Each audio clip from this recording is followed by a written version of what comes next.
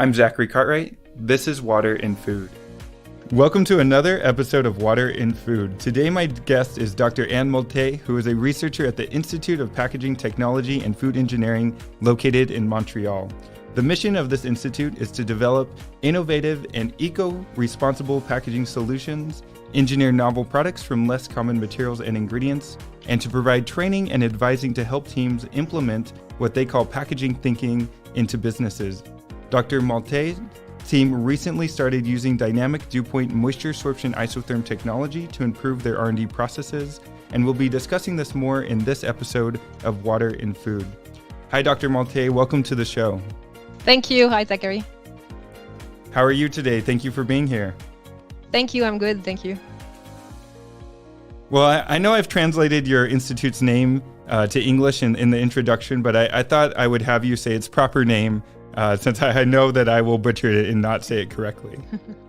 So the acronym is ITEGA, as you said, and in French it's Institut de Technologie des Emballages et du Génie Alimentaire.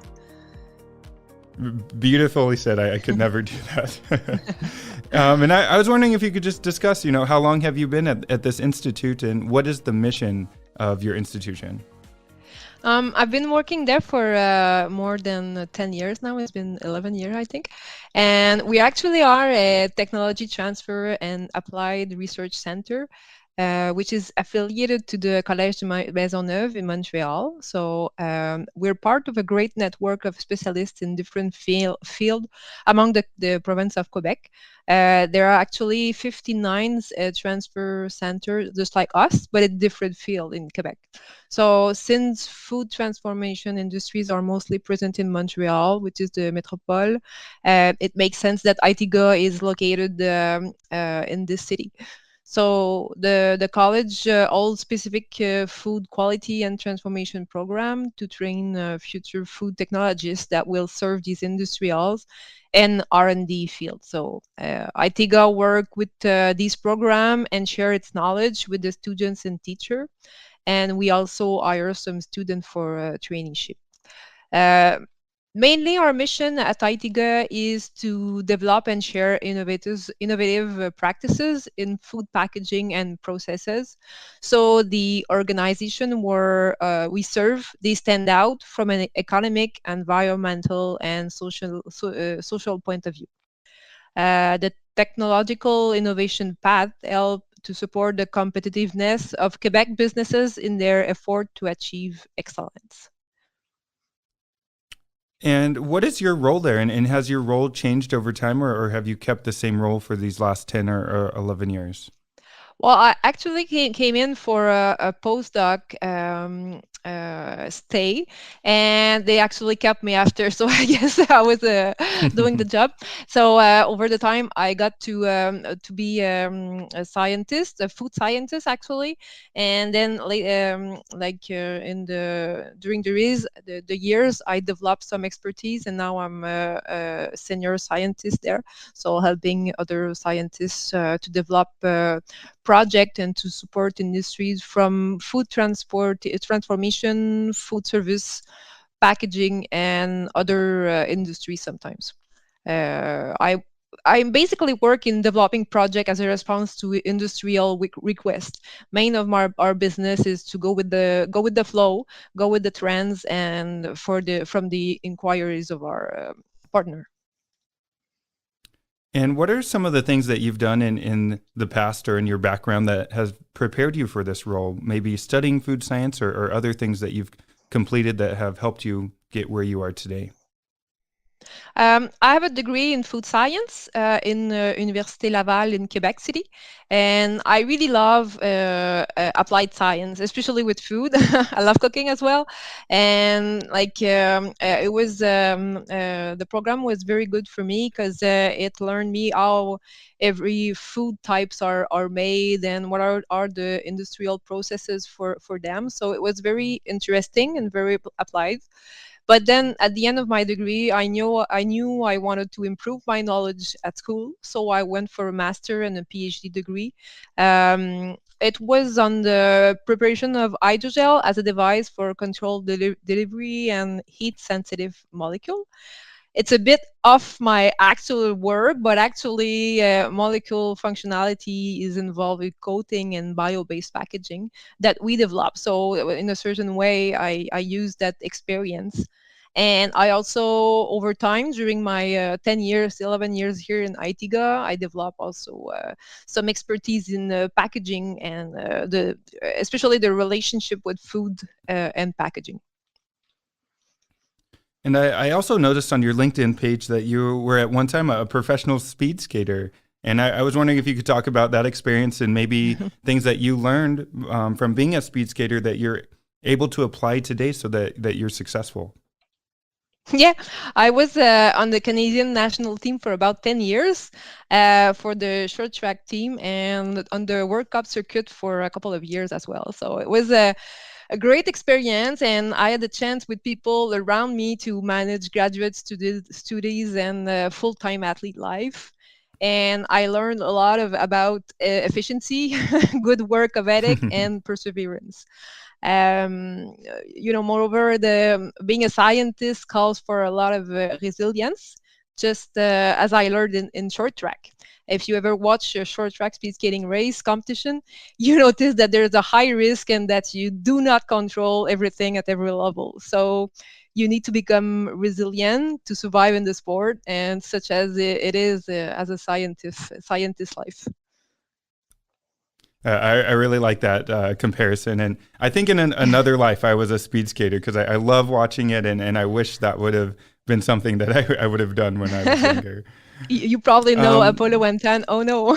yes, yes.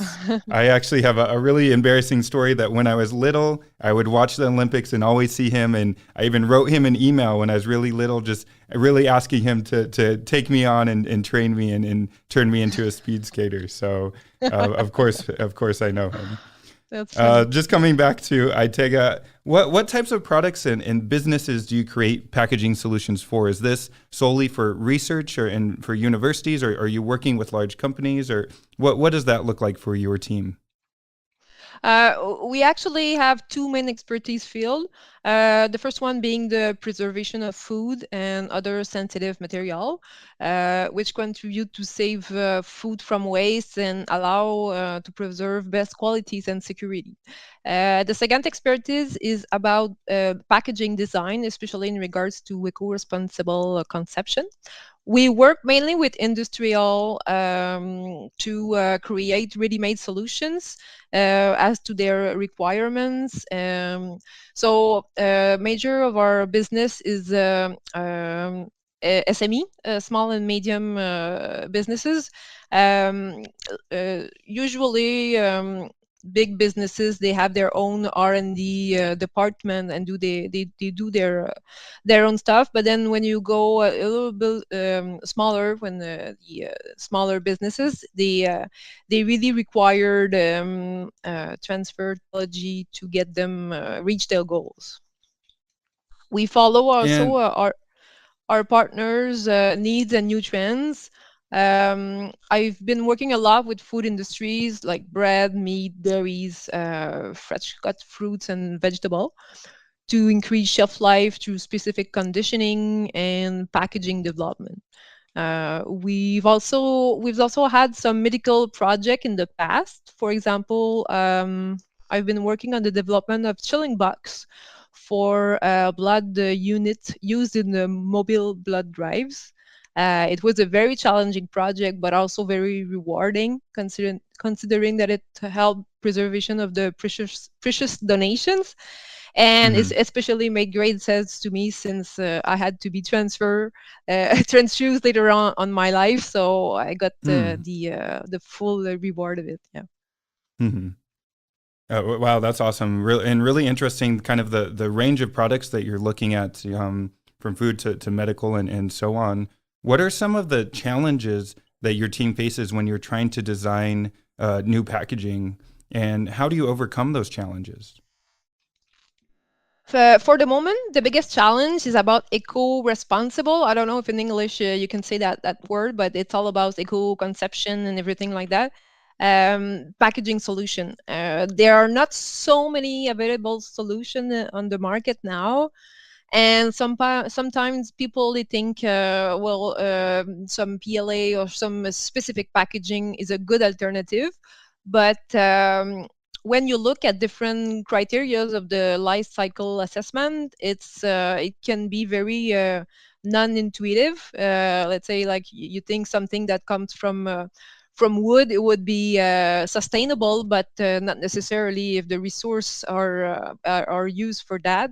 So it needs to take everything into account, and there's also a lot of confusion about recyclability, biodegradability, compostability, bio-based material, and all those specific terms. And that's part of the mission of ITEGA, actually, to inform partners and consumer on that. And we also have neutral opinions on all of the materials, since we are not a supplier of a certain kind of solution. We're just a scientific point of view. And also the we yeah, no. The price of the available solution is also a strong constraint for the commercial application of the solution. So, helping in making the new solution used on the market will certainly lead to expand available alternative at a reasonable price. And something that I've noticed a lot recently with a lot of the companies that the Meter Group works with is that, companies are trying to change their packaging, whether, like you mentioned, it's to be eco-friendly, or maybe there's a supply chain issue and they need to change their packaging. And so understanding that new packaging is really important, especially early on in an R&D process. Your team has recently started using the Aqualab Vapor Sorption Analyzer, as well as the Moisture Analysis Toolkit software that comes with that instrument. And I was hoping that you could talk about these solutions and how they're helping you to overcome some of the challenges that your team faces. Mainly two objective: either the ability to predict the shelf life using that tool, and also the ability to determine packaging water vapor transmission rate that is needed in order to hit the desired shelf life. Let's say we work with an industrial partner who wants to switch his multi-barrier packaging, which is non-recyclable, for packing his dried fruit. You cannot only use another packaging without checking the adequacy, and sometimes you get surprised and you can be in your product can be affected greatly by that, and your brand also. So our input at ITEGA would be to use the VSA and determine the critical water content, so we can determine the packaging requirements to keep the fruits at their best for texture and preservation. And the software can be used to predict the shelf life in various conditions, let's say like tropical condition, or some high or low temperature condition, to predict the shelf life in a very accurate way, so that we they don't have to wait for like a year to get the results. So instead of taking a year to maybe do a physical test, how fast are you able to do some shelf life calculations using your vapor sorption analyzer in that toolkit software? Yeah, well, that's pretty fast. Like the time of making the isotherm, well, it's variable depending of the nature of the product, but it could be like 2 days maximum. And then after that, when you get all your item for calculating the shelf life, it gets pretty easy. Like you can do that in less than an hour when you get accustomed to it. So it's very effective, and we also can run accelerated shelf life uh, packaging testing on the side, just to make sure that the prediction was okay, and it's also accelerate the process instead of waiting for a long time to get the results. And I think that's a really good point to mention. And I talked to a lot of our partners about this, that that prediction that you get using the equipment and the software, it is a prediction. It's just based on math, but it can give you a lot of insight really early on so that when you move on to an accelerated test or even a physical shelf life test, you really know what to focus on and you can save your team a lot of time in the long run. I was hoping that you could maybe describe in your own words, what is a moisture sorption isotherm that you're getting from the vapor sorption analyzer? What is an isotherm and why is it important when thinking about packaging and shelf life? Yeah, well, to me, like I know I've been learning that stuff at school, but it's been so many years now that for me, the basic concept of isotherm is just it's just a complete study that provides information on water activity and water content relationship. Like before having the VSA, we would use some saturated salt and like specific jars to mimic these studies, but it was really not as accurate. So for us, this equipment is very good for us because it saves time. It's essential for the study of dry product as respect to their preservation. When you use the isotherm and you make a second derivative function, uh, it allows us to determine the critical water activity for a specific product. So after that, we can use the modelization equation of the software so that there is a function that is established and used in all the calculation of the shelf life when packaging WVVTR information are known. And we can also test that properties in our lab using our equipment. So it's a complete solution for us. And if a company also wants to modify a food formulation, we can study if it creates a shift in the isotherm and react with another packaging if shelf life become problematic. Let's say if we add some moisture sensitive ingredients in the formulation. And something that you mentioned is that, like you, I think a lot of food science students, you hear about an isotherm in graduate school or undergrad, and you kind of spend maybe 15 minutes in one class and learn about it and then move on. And same with water activity. And this equipment is really taking it to the next step or the next level. And even when I started here at Meter, I was really impressed or surprised with all of the things that you can understand using the isotherm, and shelf life in packaging is just one of the things that you can do with it. When your team was looking for this type of solution, how did you find the Aqualab vapor sorption analyzer? How did you learn about this technology? Well, at the time, we had received some requests on accelerated and prediction of shelf life for some products, such as rice, I remember, and some other products. And so I looked at some literature on the subject. Aqualab vapor sorption analyzer was the best tool to help us on that and to create a whole server for the industries that they would appreciate, actually. Like I was saying, we were able to make some isotherm analysis with using a closed jar in a specific moisture condition, but it was so inconsistent that we couldn't really use the results. So the capacity of the Aqualab to make rapid dynamic dew point isotherm is really helpful for us, and it gives very accurate, precise isotherm that we can use and rely on.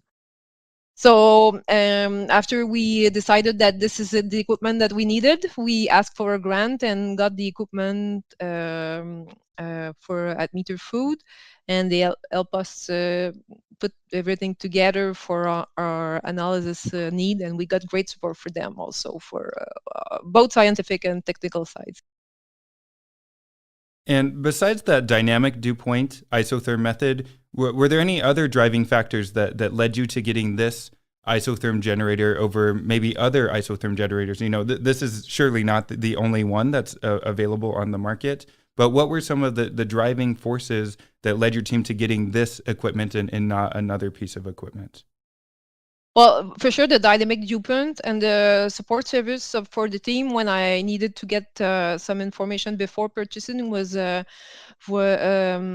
big plus, and also the affordable price of the equipment and the rebate that we got since we are an academic and research institution was also very interesting for us. So that's why we decided to go with Meter Food. Yeah, that makes me really happy to hear that you had really good support. And like you mentioned, we do work a lot with academic institutions. It's really important for us to partner with institutes like yours, especially institutes, working with students so that, as a student, you can learn about this technology and its applications really early on in an educational experience. You mentioned it briefly, but can you discuss the training process that you went through and the support process? So after you got the instrument and got it in your lab, what did the next steps look like, and what kind of support did you receive? Mhm. Well, we first got a global presentation of the equipment and all the features that we that it can make, and after that, to make sure the equipment was responding to our needs, dried food sample was sent to Meter Food and tested using the same equipment. So we were explained how to use the result curve and just to make sure that it would satisfy our needs. And then we also got help after that for the startup in our lab and got all the infos about it with all the cues and thing to start in the right way. And we also got some webinar access on isotherm, and you did explain to me how to use the software for prediction of shelf life following some other reaction than some like a Browning reaction, which are not directed directly driven by water actually. Mhm. Yeah, so like you said, you receive training on the software, and then if you're looking at shelf life because of Browning reactions or some other type of chemical change, we do have some other approaches for looking at shelf life in those terms. Kind of pivoting from shelf life now, I know your institute is also known for food engineering, and I was wondering if you could talk about maybe some of the innovative products that your team has recently worked on. Yeah, actually, we work on both sides, like packaging and also food engineering. Both goes together, and usually, we work with partners. We develop some specific engineering, and then we can condition them so that the whole product is taken care of. So we've been working on different bleaching process for potatoes using alternative treatments. We I cannot talk too much about the project since of the intellectual property, but I can Of mention course. them for sure. We've been working a lot of different projects about modified atmosphere packaging using Hmm. active and passive modified atmosphere for and vegetable. We've been working on enzymatic conversion of some sugar. Also working on the development of a new blown texture for some food using an equipment that we have here, which is a instant control pressure drop used in the industry to develop some specific snacking products. We on the gasification of some beverage like cold brew coffee and some also cold pasteurization process for the heat sensitive aromas or product that are heat sensitive. Also been working on some innovative process like pulse light, like or UVC light, developing process for decontamination, um, and also looking for some future trends in the food engineering. Also working with the partnerships. And then the third major component of ITEGA looks like you provide a lot of training and advising to help structure and implement what's on your website. It's called packaging thinking into businesses. And I was wondering if you could talk a little bit about that training process and what it involves. Yeah, because one of the mission of the ITEGA is giving some training, like for the industry and for the general consumers as well. And well, these trainings are usually tailor-made for specific week requests or industrial on different topics of interest, mainly in food engineering and packaging. And we also run the Rendezvous de l'emballage, which is the packaging meeting in English. It's a conference once a year, usually in spring. Last one was made virtually since of the COVID. So at this event, ITEGA presents some of the recent research that was run in our labs and with some partner as well. And we have some other packaging specialists who share their novel knowledge. And this is also the occasion to create new partnership with industrials and research center. So yeah. And now that your team is using that Aqualab vapor sorption analyzer and having a better understanding of how to use moisture sorption isotherms, do you see isotherms becoming a part of these trainings or being mentioned in conferences more? Well,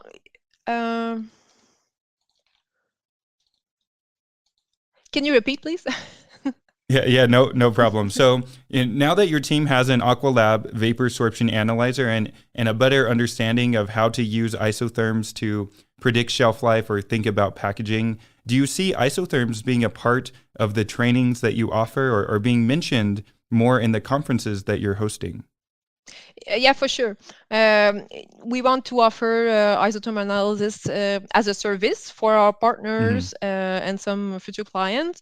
So we want to show them why it can be so useful, and we definitely want to promote this equipment and expertise upcoming conferences.